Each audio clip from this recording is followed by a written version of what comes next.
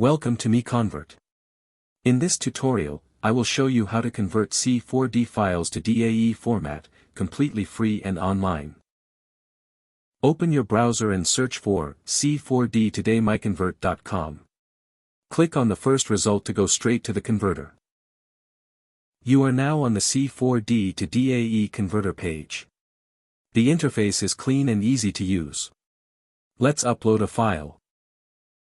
Click the Choose File button. A file picker will open. Select the C4D file you want to convert, then click Open. Your file is loaded and ready. You can see the file name, size, and destination format. Click Convert now to start the conversion. The conversion is in progress. You can see the progress bar moving. This usually takes just a few seconds. Done. Your file has been successfully converted. Click Download to save the DAE file to your computer. That's it. Visit MiConvert.com for more free conversion tools. Subscribe for more tutorials. Thanks for watching.